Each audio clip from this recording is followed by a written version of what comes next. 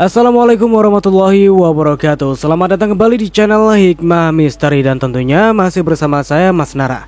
Apa kabar kalian semua? Semoga selalu baik-baik saja, sehat badannya, dilimpahkan rezekinya, dan dihindarkan dari segala mara bahaya. Amin. Di kesempatan kali ini saya akan menceritakan sebuah cerita horor dengan judul Kekasih Masa Lalu, melanjutkan dari part sebelumnya. Oke, seperti biasa sebelum ke ceritanya, bagi kalian yang belum subscribe channel ini, silahkan bisa subscribe dulu dan aktifkan lonceng notifikasinya agar kalian tidak ketinggalan cerita dari channel Hikmah Misteri yang akan selalu menggetarkan hati kalian. Dan jangan lupa juga untuk share and like. Oke, terima kasih, and so get ready to be haunted.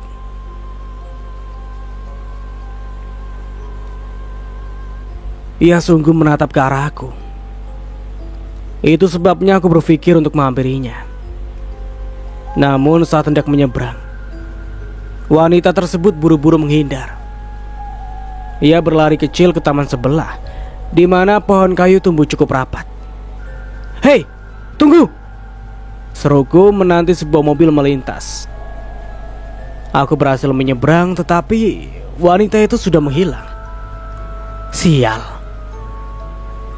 Apa yang ia mau? Jika aku taksir, umur kami tidak beda jauh. Ia seperti gadis berusia 25 tahunan. Aku berbalik nyaris menabrak gerobak mie ayam yang melintas di belakang. Penjualnya langsung minta maaf. Ia pun menepikan gerobaknya persis di tempat wanita tadi berdiri. "Cari siapa, Mas? Sepertinya lagi bingung," sapa penjual mie sambil menurunkan kursi. "Tidak kok, Pak. Tadi sepertinya lihat orang yang saya kenal di sini," ujarku. "Apa maksudnya Soka?" Lelaki itu asal menebak, membuatku yang terkesiap. Soka? Siapa?" Aku kebingungan. "Oh, maaf kalau salah. Soalnya yang biasa berdiri di sekitar sini hanya Soka, karena memang taman hijau itu kawasannya," ungkap penjual mie ayam. "Apa perempuan yang Bapak maksud pakai ikat kepala hitam?" tanyaku penasaran. "Benar, berarti Soka kan? Soalnya jarang ada orang melintasi trotoar sini. Mereka lebih memilih lewat depan taman seberang. Terlebih trotoar ini hanya melingkar, memutari taman hijau," pungkasnya. Aku menganggukkan kepala. Syukurlah. Setidaknya mungkin wanita itu tidak berbahaya, semacam stalker atau lainnya.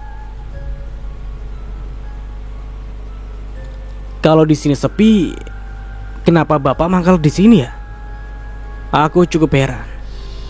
"Karena Soka pelanggan saya. Ia setiap hari membeli mie ayam sekitar maghrib.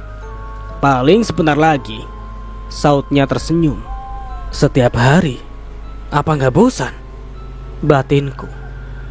Aku berencana menunggu kemunculan Soka dan menanyakan alasannya memperhatikanku. Ya, setidaknya itu dugaanku. Kalau tidak, untuk apa ya kabur saat ku dekati? Namun rencanaku terpaksa gagal. Sukma menelpon ada urusan yang harus ku selesaikan di restoran. Dengan berat hati ku tinggalkan tepi jalan dengan lampu-lampunya yang mulai menyala terang. Aku kembali ke parkiran.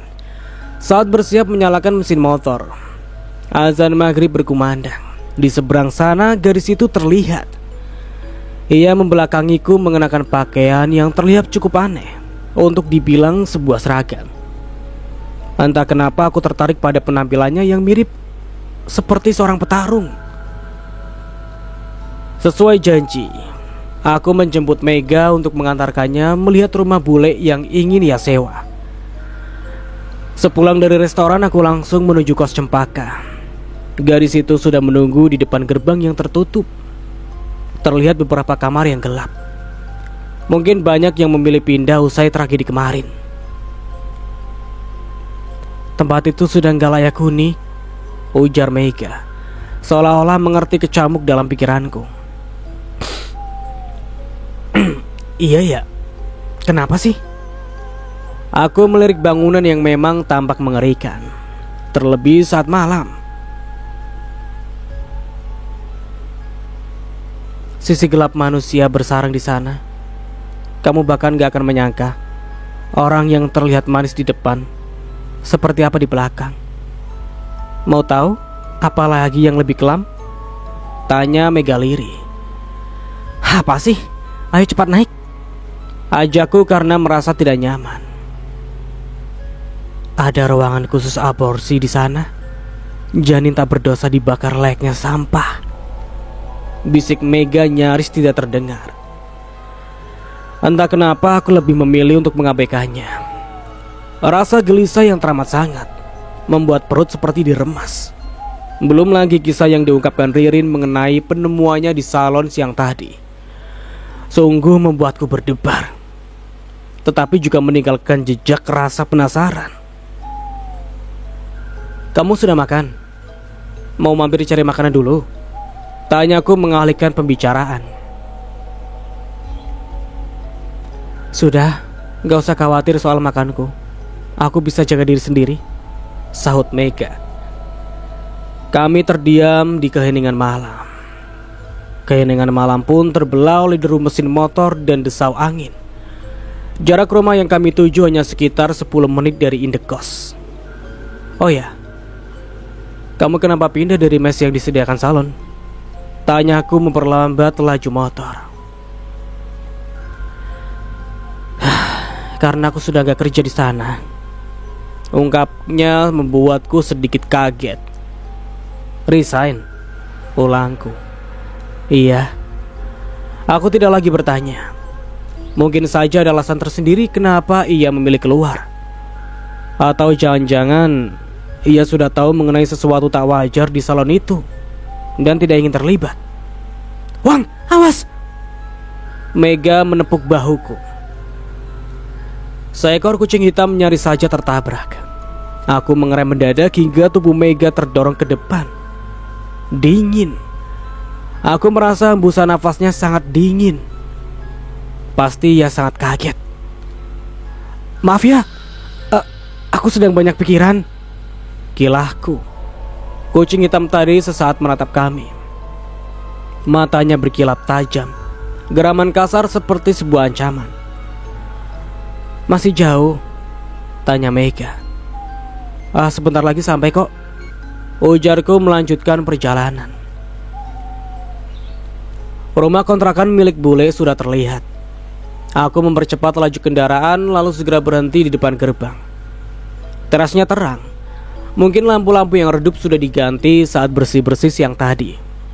Pohon rambutan menghiasi halamannya. Di sudut pekarangan sisa-sisa pembakaran sampah teronggok. Ini dia. Bagaimana? Cukup aman karena sudah memiliki pagar. Jarak rumah tetangga pun gak jauh. Sepertinya besok sudah siap ditempati kok, ujarku. Iya. Apa aku boleh melihat ke dalam? Pinta Mega turun dari boncengan. Aku gak bawa kunci. Besok saja ya. Lagi pula gak enak kalau kita hanya berdua masuk ke sana, ucapku. Ya, selain memang tidak membawa kunci, rasanya canggung jika harus memeriksa isi rumah malam-malam seperti ini bersama Mega. Oke, besok sore aku pindahan. Antarkan saja kuncinya ke kos. Lalu ini aku titipkan biaya sewa sebulan sama kamu. Mega menyerahkan amplop coklat kepada aku. Besok aku gak bisa libur. Ada banyak acara. Kasihan kalau Tobi sendirian. Bagaimana kalau aku minta bule yang menemani? Uangnya kamu berikan saja besok, usulku. Mega mengangguk. Ia menatap lurus ke arah bangunan sederhana tetapi cukup nyaman. Aku pernah menginap di rumah itu sekali. Beberapa hari setelah penghuninya keluar, Pak Le membersihkan bagian dalam sekaligus mengecat ulang. Aku membantunya hingga sore dan kebetulan hujan turun sangat deras. Kami terpaksa tidur di sana. Beruntung membawa baju ganti. Kalau begitu, ayo kau antar pulang. Besok pagi biar bule ke kos Cempaka menjemputmu, tukasku. Mega kembali menaiki boncengan motor. Aku melirik jam tangan sebelum kembali melaju. Sudah pukul 11 malam. Udara malam makin dingin. Mega hanya mengenakan kemeja tipis dan celana hitam panjang. Seperti biasa, rambutnya dibiarkan tergerai bebas. Terkadang sapuannya menggelitik tengkukku. "Kamu serius gak lapar?" tanya aku khawatir. "Iya." Mega memegang pinggangku. Jemarinya yang lentik terasa dingin, sama seperti kulitku yang terkena angin. "Pulangnya bisa lewat jalan kenanga saja." Mega menuju ke arah kanan di persimpangan depan. Memang, lewat sana lebih cepat sampai. Namun harus melewati rumah tua yang selalu kuhindari. Bisa sih, tapi bukankah lebih nyaman lewat jalan tadi? "Aku mau lewat sana," pinta Mega. Terpaksa aku menurut. Lagi pula aku tidak ingin menampakkan rasa takutku kepadanya. Meskipun nyaris tengah malam, sebisa mungkin kuusahakan agar pikiran tenang. Jalanan benar-benar sepi. Selain memang hari yang sudah larut, kawasan ini cukup dihindari. Pedagang keliling tidak ada yang mau melintas jika tidak terpaksa. Padahal rumah warga terbilang padat, seperti kompleks perumahan. Hanya gara-gara rumor dan kisah masa lalu rumah kosong itu, suasana malam menjadi mencekam. Entah kenapa, motor menjadi lebih lambat walau aku sudah menambah kecepatannya. Aku pikir bensin hampir habis, tetapi saat kuperiksa penanda emisi masih ada. Mega duduk tenang di belakang. Ia tidak lagi mengajakku bicara. "Apa kamu takut?" tanya gadis itu tiba-tiba. Aku kaget sampai tanpa sadar menarik rem. Takut apa?" Kilahku pura-pura tidak mengerti. "Rumah di depan." Mega menunjuk bangunan gelap itu. "Katanya dulu ada gadis Malang yang tinggal di sana." "Aku belum pernah mendengarnya," sahutku berusaha santai. "Tentu saja, karena kamu hidup lama di Jakarta," ucap Mega sesaat aku tertegun. Mega sepertinya sudah banyak tahu tentangku. "Mau aku ceritakan?" tanyanya lagi sambil menepuk bahuku lembut. Sekilas tercium aroma busuk dari arah depan. Tengkukku sontak meremang. Di kejauhan lolongan anjing terdengar pilu. Mendadak tanganku menjadi kaku. Mungkin lain kali saja ya, sudah malam. Kita lanjut pulang," tolakku halus. "Baiklah. Oh iya, apa kamu gak mau memanggil namaku? Dari tadi ku dengar bahasamu terlalu kaku," seloroh Mega. Maaf, mungkin aku belum terbiasa." Aku tersenyum canggung. Namun Mega pasti tidak melihatnya dari belakang. "Bagaimana kalau panggil aku sayang?" usul Mega dengan lembut. Sayang?" Aku tercekat. "Iya, kita kan sudah pacaran. Apa kamu gak mau?" Aku terdiam. Wangi parfum Mega sesaat membuatku terlena, hingga tidak bisa menolak permintaannya. Tentu saja aku mau, sayang." Mega tertawa kecil, tetapi dalam telingaku terdengar aneh, seperti tawa kemenangan, atau malah tawa yang menjadi pengiring film horor.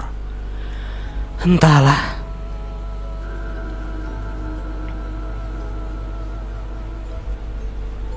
Ririn masuk kerja seperti biasa tanpa menyinggung hal yang kami bicarakan kemarin sore. Namun jika aku perhatikan, ia terkadang gelisah. Terlebih saat menatap keluar. Aku tahu, gadis itu masih cukup kaget dengan apa yang ia temukan di dalam salon. Anehnya tidak ada satupun foto yang bisa dijadikan bukti bahwa salon itu menyimpan hal janggal. Semua gambar rusak seperti tertutup oleh sesuatu. Aku menghampiri Sukma yang sedang memeriksa hasil rekapan kemarin. Gadis itu memang cukup teliti. Jika sedang tidak ada pekerjaan, ia memilih memeriksa ulang data. "Kamu sakit?" tanyaku menatap wajahnya yang kusut dan pucat. "Tidak kok, Pak." Sukma berusaha tersenyum. "Begadang?" tebakku. Ia mengangguk. Sejak kemarin malam kami tidak bisa tidur nyenyak. Hantu Dewi gentayangan, bisiknya. Yang benar saja. Masa ada hal seperti itu sih? Sautku tidak percaya. Ya, terserah Bapak saja sih. Tapi dari kamar Dewi kami mendengar suara orang menangis. Kadang juga suara bayi. Aneh kan? Apa Dewi meninggal dalam kondisi hamil? Tutur Sukma lirih. Percakapan kami tidak mungkin terdengar orang lain karena tertimpa suara musik. Entah kenapa aku jadi teringat obrolan dengan Mega semalam. Kalau tidak salah, ia mengatakan sisi gelap kos Cempaka dan menyebut ruang aborsi. Jangan-jangan ada kaitannya dengan gangguan di kos Kenanga. Apa mau pindah saja? Biar saya bantu carikan di sekitar sini. Kebetulan saya ada rencana menyediakan mes khusus karyawan. Usulku. Tanggung Pak, baru pertengahan bulan. Tapi boleh juga usul Bapak. Di dekat taman kota ada bangunan baru berlantai 2. Saya lihat ada tulisan kamar kosong, bawahnya minimarket. Sepertinya cocok kalau untuk mes cewek, ungkap Sukma. Nanti coba saya periksa ke sana. Tapi kamu serius nih, baik-baik saja? Sebenarnya tidak juga. Setiap lewat tengah malam, bau amis memenuhi kamar. Kami sampai tidur di dalam satu kamar, bergantian. Entah kalau di lantai atas. Sukma bergidik. Katanya kalau sudah lewat 7 hari kemungkinan arwahnya sudah kembali dengan tenang. 2 orang tamu masuk. Kami langsung pasang badan mempersilahkan pelanggan memilih meja dengan sopan. Mereka mengambil saung nomor 4. Adi segera mengambil buku menu dan mempersiapkan kertas catatan. Ya sudah, nanti waktu istirahat kamu gunakan untuk tidur saja di loker. Saya ke dapur dulu, pamitku. Aku menuju pintu berwarna coklat yang selalu tertutup dekat tangga. Di baliknya terdapat dapur, pengolahan dan penyajian makanan. Aku selalu memastikan kebersihan area ini. Beruntung semua karyawan bisa diajak bekerja sama. Bagaimana persiapan untuk acara jam 2, Pak? Tanyaku kepada Pak Yusuf. Aman, Pak. Semua sudah kami persiapkan di meja sana. Lelaki parubaya itu menunjuk ruangan paling ujung. Terima kasih. Jika ada kendala, jangan sungkan konfirmasi ke saya ya. Aku mengangguk. Baik, Pak. Aku kembali keluar. Kali ini memeriksa 10 saung yang telah disewa.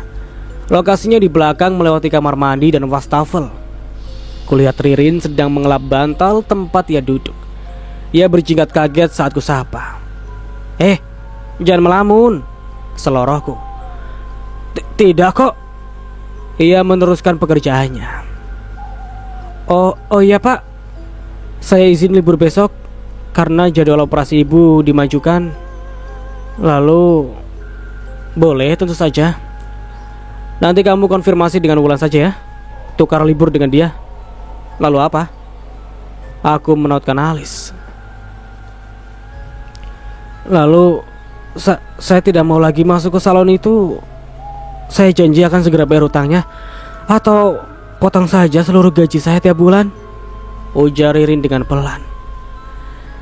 Aku menoleh. Takut ada yang mendengar pembicaraan kami. Iya, tenang saja. Tapi apa terjadi sesuatu? Ririn terdiam. Wajahnya jelas menyiratkan rasa gelisah dan takut yang mendalam. Saya mimpi buruk. Saya melihat mayat itu dari dekat, ucapnya setengah berbisik. Apa? Saya tidak yakin, tapi wajah itu seperti tidak asing. Ririn meraih tisu di meja untuk menyeka keringat di dahi. Siapa? Detak jantungku mendadak tidak beraturan. Ririn menggeleng. Lupa Pak, karena saya keburu bangun dan takut. Sehabis asar, Bule menelpon. Ia menanyakan kapan Mega siap pindahan. Aku baru tersadar, belum menanyakan ulang kepada gadis itu. Aku telepon Mega dulu, Lek, tutupku. Baru hendak mencari nama kontaknya, Mega sudah mengirim pesan. Bilang sama bulekmu, nanti habis maghrib sekalian saja pindahnya. Ya Wang, aku sedang ada urusan. Oke, kamarmu sebelah mana? Biar dibantu angkat barangnya, balasku. Nggak perlu, tunggu di gerbang saja. Aku lekas menyampaikan pesan Mega tersebut kepada bule. Wanita 40 tahunan itu sudah terbiasa mengendari motor sendiri, jadi aku tidak terlalu khawatir. Terlebih setelah tahu bahwa yang akan menyewa rumahnya adalah teman wanitaku. Ia sangat bersemangat. Kamu itu sudah cukup mapan, sudah pantas cari pendamping hidup. Begitu ujarnya berulang-ulang. Aku menitipkan Mega kepada bule, tak lupa menyebutkan ciri-cirinya. Takut ia salah orang. Untuk foto, aku sama sekali tidak punya. Kami belum sempat berfoto. Profilnya pun kosong, tanpa gambar. Sejenak aku kembali fokus ke pekerjaan. Tobi sudah pulang. Selain karena shift pagi, ia juga ada acara keluarga. Kasir ku ambil alih karena Ambar membantu waiters hingga pukul 20.30. Aku baru sempat membuka ponsel lagi. Bule sudah antarkan Mega ke rumah kontrakan. Pesan bule. Kulihat waktunya pukul 20. Apa dia betah? Kutunggu sampai 15 menit, bule belum membalas. Saat Ambar kembali ke kasir, aku pamit ke toilet. Sejak kejadian tidak mengenakan siang itu, aku selalu ragu untuk masuk ke sana. Restoran hanya memiliki 2 kamar mandi untuk tamu, pria dan wanita. Sedangkan karyawan dapur memiliki 1 bilik di belakang. Aku membolehkan karyawan depan memakai toilet tamu, karena jika ke belakang memakan waktu. Perlahan kudorong pintu kayu bergaris-garis halus dengan motif bunga di tengahnya. Semua tamu sudah pulang. Santi dan Wulan sedang membereskan meja. Seharusnya tidak ada orang di dalam. Sepi. Tetesan air terdengar sekali. Aku menatap setiap bilik sejenak. Terlihat lantai yang kotor oleh potongan tisu. Tanpa menunggu lama, aku memasuki bilik terdekat. Suara orang di luar tidak mungkin terdengar sampai toilet, karena ruangannya yang tertutup rapat. Aku menutup pintu tetapi kesulitan. Seperti ada yang mengganjal. Apa sih? Gumamku kesal. Kudorong pintu keras-keras hingga menimbulkan bunyi berdebam. Baru beberapa detik di dalam, terdengar gemericik kertas. Aku memasang telinga, memastikan sekali lagi apa yang baru saja ku dengar. Benar, suara itu mirip kertas lebar yang dibalik dari halamannya. Seperti kertas koran. Aku tercekat. Pintu bilik memang bawahnya tidak rapat. Dari celah itu kulihat sebuah koran berwarna kekuningan jatuh begitu saja. Tulisannya nyaris hilang, tetapi bisa kulihat judul yang terpampang. Kondisi korban kekerasan di Pantai Drini. Lagi-lagi itu, tubuhku bergetar hebat. Ini sudah di luar nalar. Sebenarnya ada apa dengan Pantai Drini? Kenapa seakan-akan aku sedang dihantui?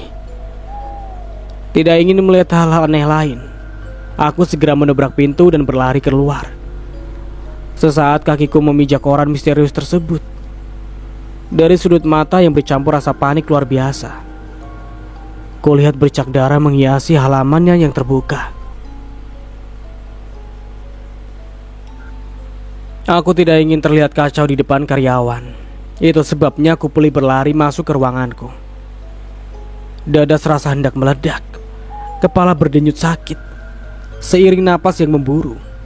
Sungguh, aku seperti tengah dikejar-kejar hantu.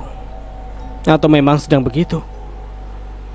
Ketukan pintu membuatku berjingkat, nyaris berteriak. Adi memanggilku sebelum kemudian kupersilakan masuk. Semua ruangan sudah bersih, Pak. Tinggal membuang sampah. Mbak Ambar meminta Bapak memeriksa hasil rekap, ujarnya. Aku melirik jam di tangan, sudah pukul 21. Ya sudah, sebentar lagi saya ke sana. Masih ada tamu? Tanya aku. Tidak ada, Pak. Adi kembali ke depan, sedangkan aku membereskan ruangan, mematikan komputer, lalu membawa tas dan jaket keluar. Kuseka keringat yang terus membanjiri wajah. Sebelum ke meja kasir, aku mampir ke pantry untuk minum. Adi di mana? Tanyaku pada Santi yang sedang mengelap piring rotan. Di toilet, Pak. Ambil sampah, sahutnya. Aku merasa tertarik. Apa Adi menemukan koran yang kulihat tadi? Segera aku langkahkan kaki menghampiri ruangan di belakang wastafel tersebut. Kebetulan Adi sedang keluar membawa plastik hitam besar. Sudah Di? Tanyaku berbahasa basi. Iya Pak, kenapa? Apa tisu-tisu di lantai sudah disapu? Aku mendorong pintu, bersiap melihat kondisi ruangan dari luar. Sudah? Oh, oke. Aku urung memeriksa. Kejadian itu cukup membuatku getar untuk sekedar mengarahkan pandangan. Apa Bapak sakit ya? Mukanya kok pucat sekali, tegur Adi. Tidak. Kalau begitu, lekas selesaikan dan kita pulang. Aku meninggalkannya. Saat bersiap pulang, Mega mengirim pesan. Ia minta dibelikan martabak. Itu artinya aku harus ke rumah kontrakan. Namun mengingat jalan menuju ke sana sangat sepi, serta baru saja ada hal yang tidak mengenakan, aku terpaksa menolaknya. Ya sudah, aku keluar sendiri, balasnya. Membuatku tidak enak hati. Kulihat tadi sedang duduk di motornya sambil bermain ponsel. Apa aku ajak anak itu saja untuk teman ya? Di, panggilku. Kenapa Pak? Bisa antar saya sebentar? Begitulah, Adi menemaniku mencari penjual martabak manis. Katanya ia juga kebetulan hendak membeli cemilan. Namun saat tahu akan mengantarkan makanan itu ke Jalan Delima, ia terlihat ragu. Serius ke sana Pak? Lewat Jalan Kenanga? Ia meringis. Kamu juga tahu ya ternyata. Aduh, ujarku tersenyum kecut.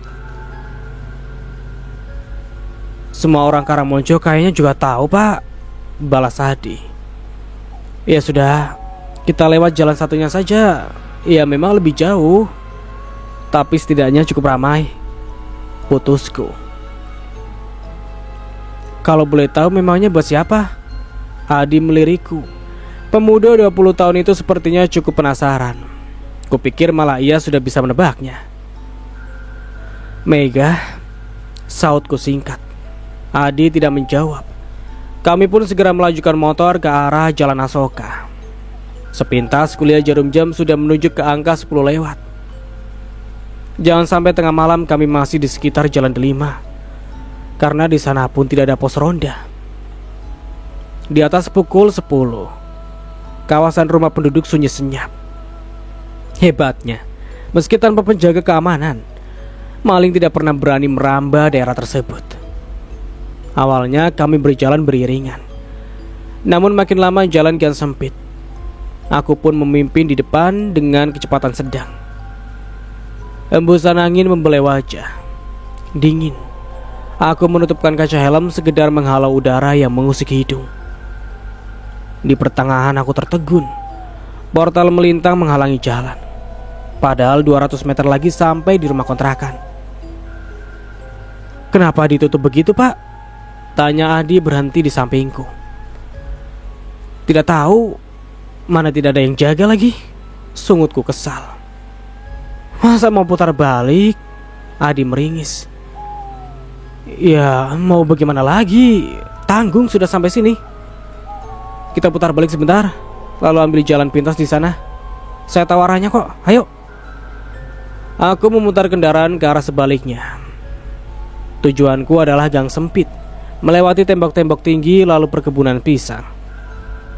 Meski ragu, tetapi karena ada Adi, kupikir tidak apa-apa.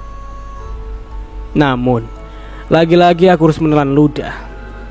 Gang tersebut sudah ditutup dengan tumpukan kursi tua. Sepertinya tidak digunakan lagi sebagai jalan pintas. Sial, kita pulang saja deh. ketusku kepada Adi yang menunggu di belakang.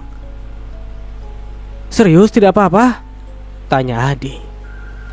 "Entah, saya telepon sebentar." Aku meraih ponsel lalu mencari kontak Mega. Hingga beberapa detik panggilan tidak diangkat. Yah, apa dia sudah tidur? Sudah tidur kali. Yuk, pulang saja. Ajakku tidak enak kepada Adi. Kami kembali menyusuri jalan yang lenggang. Sebenarnya ingin sekali menambah kecepatan, tetapi takut menabrak kucing. Karena di daerah ini banyak sekali hewan tersebut. Adi melaju pelan di belakangku. Sesekali ia bersenandung, mengikuti lirik lagu yang didengarnya melalui headset. Namun samar-samar nadanya ada yang aneh. Seperti bukan suara pria, semacam gumaman wanita. Aku berhenti sejenak karena heran. Adi makin dekat. Ia menatapku heran. "Ada apa, Pak?" Ia ikut berhenti.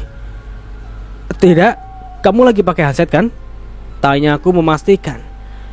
Ia mengangguk, menunjuk telinga yang tersumpal benda berwarna putih itu. Ya sudah, ayo jalan lagi." Aku kembali menarik gas. Dalam kesunyian aku merasa bagian belakang motor memberat. Kulirik kaca spion dengan hati-hati, hanya terlihat sorot lampu motor milik Adi. Aneh, punggungku seperti terhalang sesuatu dari hembusan angin belakang. Tiba-tiba Adi menyalip di depan. "Pak, saya kebelet nih," serunya. "Ya sudah, buruan, saya ikuti di belakang," sahutku.